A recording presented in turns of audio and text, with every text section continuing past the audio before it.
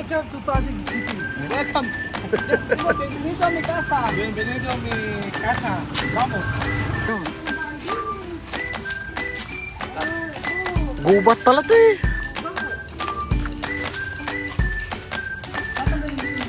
Sisirain. Oo. May bahay pala dati dito. May bahay. Nako at mga amigo, ito napaluwas na naman tayo ng Metro Manila at pupunta tayo sa may Pasig. Pasig ba, tama ba? Yes, sir. Sa Pasig po. Magandang araw po sa inyo lahat mga amigo. Para sa Ilog Pasig. Eri po at gising na naman tayo.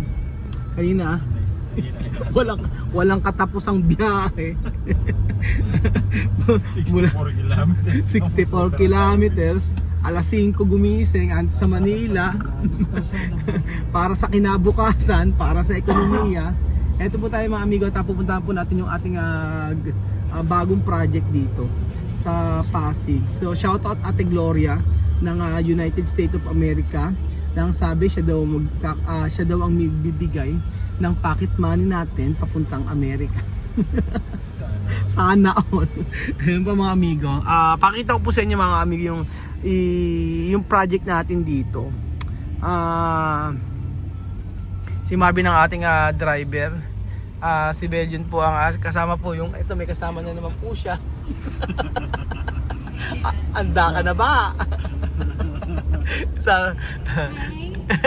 Ay, parang bait-baitan ka ngayon. Boses ano ka ngayon? Ako, ganun po talaga.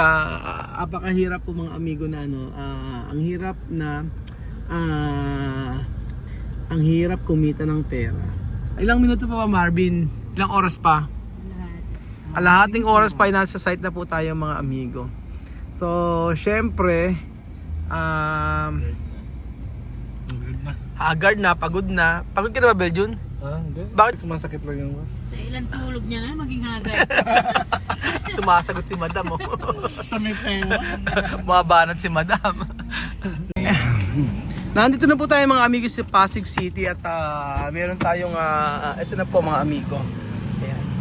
Ayan. So, ito na. Nandito na po tayo sa site mga amigo at haba ng biyahe kasi galing pa po kami Batangas dito.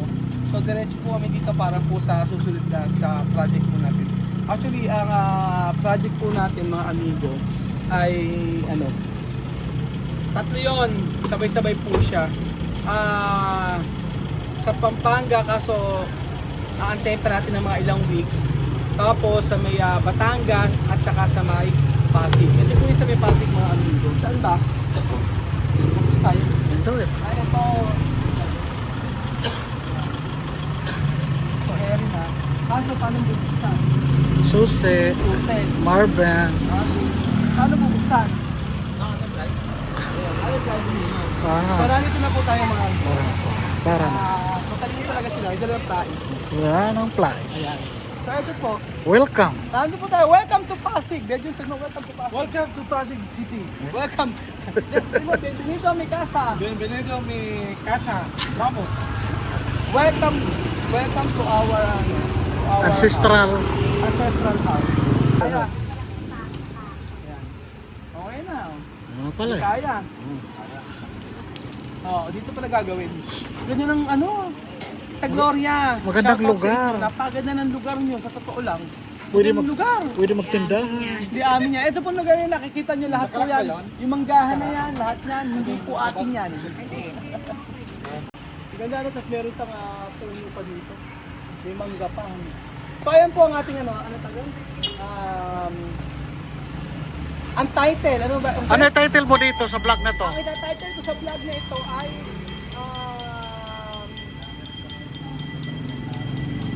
ano ba? Hindi man house tour eh. Hindi. Ito tawag dito. Ang munting gubat sa Pasig. Tingnan mo naman, parang gubat oh. Oh. Tour sa ano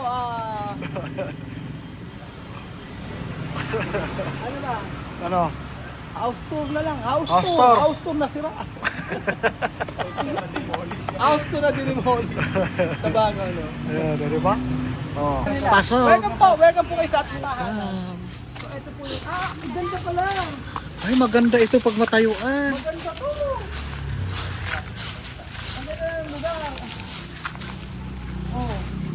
Sabi niya yata nakapaint na yun yung bahay niya. Ah, meron pa maluga pala dito eh. Ay, oo. Kalaki. Ano? Ere, oh, insulin. May insulin sila dito, oh. Sarap nito. Tikman mo, Inang. Insulin. Talap-talap. Asim yan na ano. Ate Gloria, meron kayong insulin dito. Bede no, insulin. Kumain ka. Ito ba yung insulin na yan? Oo. Tingnan ko masarap na kain. Tingnan mo, tingnan mo. Isasalad mo na yan. Salad mo, dahil yung insulin. Oh. Ano? Tingnan mo. Okay, ganun. Parang sa nila, oh. Ay, meron pala silang ano, oh. Meron sa may ano, tea sa tsaa. Oo, yung violet. Ay, violet. Masarap. Inangalikat, alikat. Tingnan mo, Ninang. Ayoko maasim. Hindi. Alam mo kaysa yung sigarilyo. Yan ang gamitin mo, Ninang. Oh. Gamot nga to. Oh, try mo. Oh. Oh.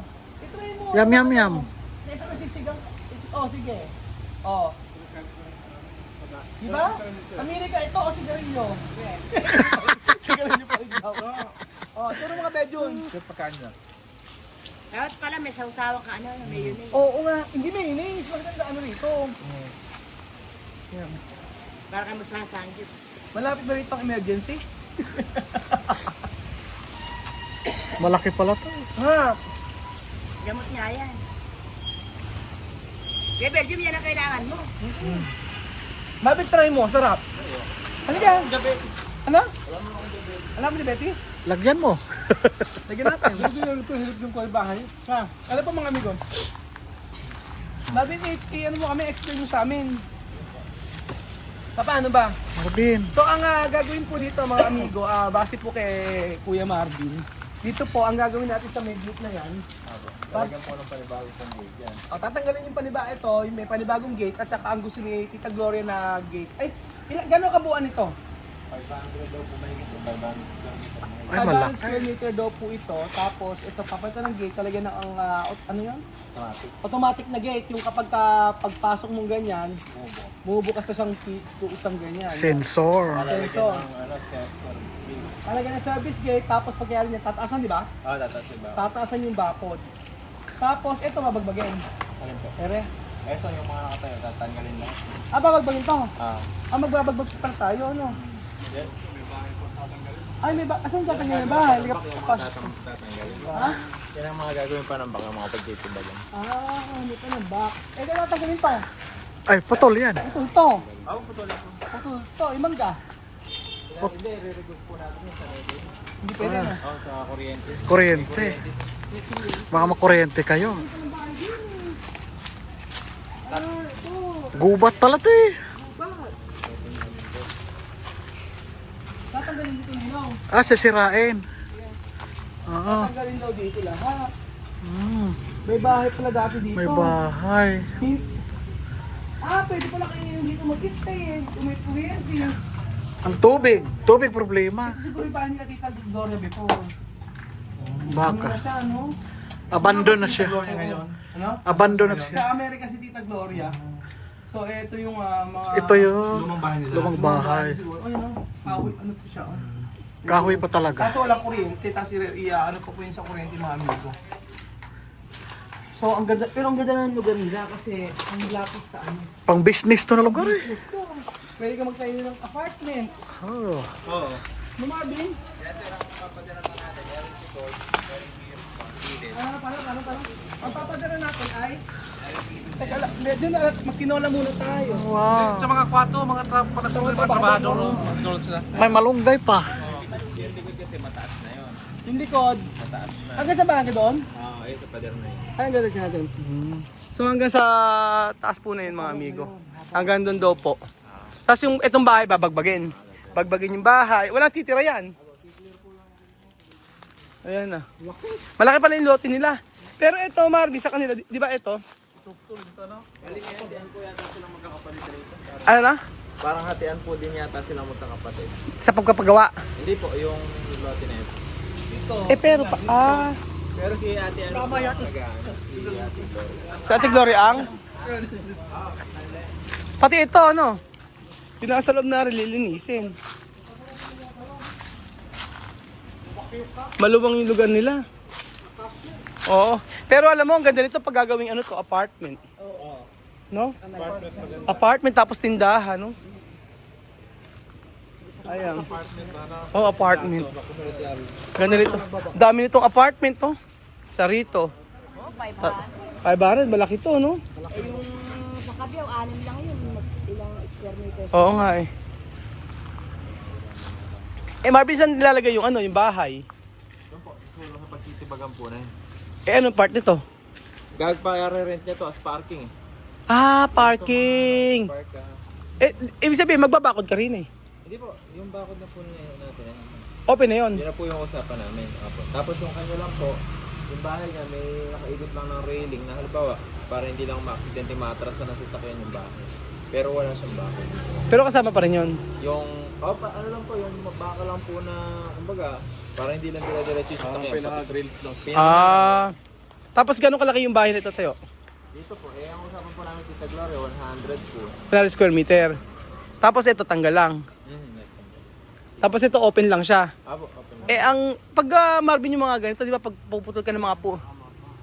Di ba, yung ganito Marvin, yung mga basura bang ganyan, paano? Hindi, yan po, pwede naman po iligumin lahat yan, papahakot natin. Papakot lang natin. Hindi, may nawahan po dito. Oo, imposible kasi walang tubig dyan. Siguradong may tubig yan. Oo, sa kuryente. Hindi, importante sir, tubig lang eh, para paghahalo. Hmm. Yung kuryente kahit mali. Akalaan mo may insulin dito. Ang gaganda ng insulin nila, oh. Sobrang ganda ng lugar, maamin. Ganda. Tapos paglabas siya, pakikita ko sa inyo, ha, pag sa labas. Ayan, sa labas niya. Ito. Tingnan nyo, ha. Sa labas niya, tingnan nyo, oh. Mga amigo. Oh.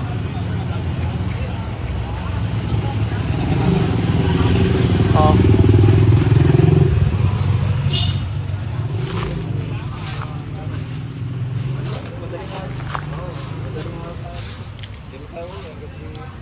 Eto.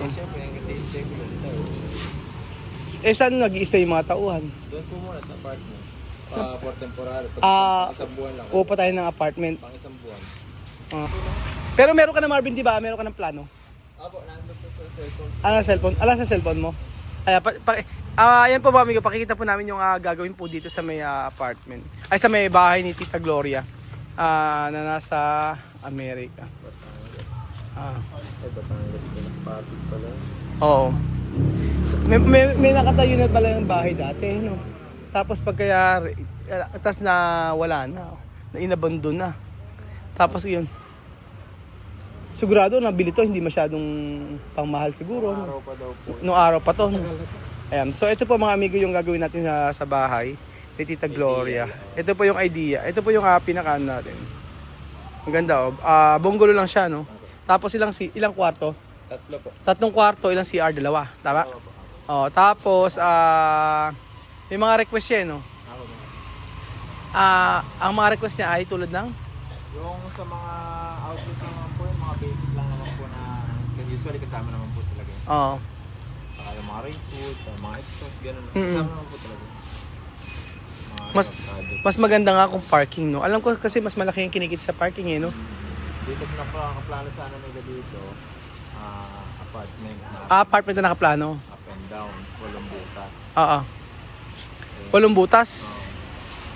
Hindi lang walong butas to, no? Hindi lang. Oo, 500 square meter, eh. Mm. Pero kung ikaw kasi, apartment, ano? Oh, apartment na Marvin. Maganda rin. Hindi, kung sa akin naman, na gusto nilang mag-umuwi dito, may bahay. May bahay sila. Then, may pwede lagyan ng apartment. Kasi kaluwag yung malaki. Luwang, eh, no? Malaking area eh. Oo. Malaki ng area. Pwede ka maglagay ng bahay. Tapos, di ba Marvin may mga permit, oh? Hindi na. May permit talaga.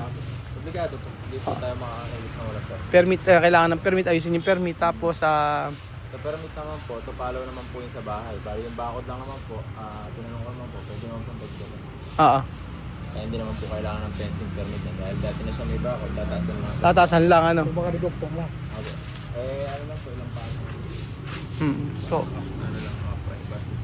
kaya nga. Oo. So, So ayun po mga amigo, ito po yung dinayo namin dito sa Pasig at para po kay Tita Gloria. Tita Gloria, maraming salamat po at pinagkatiwalaan niyo po sa amin yung paggawa po ng inyong bahay. Don't you worry, tatapusin po namin ito basta po magpadala kayo ng pera. Pag di po kayo nagpadala ng pera, kung ano lang po yung naipadala nyo. Yun po. So ayun po mga amigo, salamat po dahil po sa pagbablog marami po nagtitiwala sa atin sa pagpapagawa ng bahay.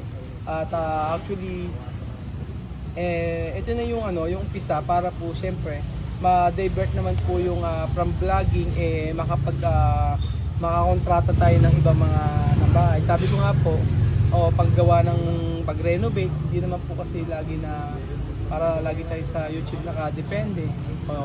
Mas maganda rin po na ma-explore po namin yung matutupo kami sa mga iba't ibang paraan para po sa i-improve po ng personality namin. Especially, marami kayong matutunan. Kagaya po nito ng pangontrata.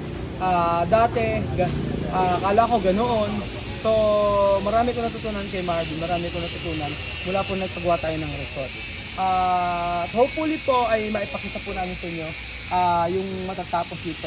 So mga every once a week or nandito naman si Marvin sa Ninong. Kaya po for sure po namin. Maipapakita namin sa inyo kung ano po yung update dito. Para at least meron pong ma-inspire na tayo, na mga tao na lalo mga OFW na kung ating kinikita ay pwede nating idalhin sa investment o sa bahay, sa ating retirement house. Yan. Pwede po yun mga amigo.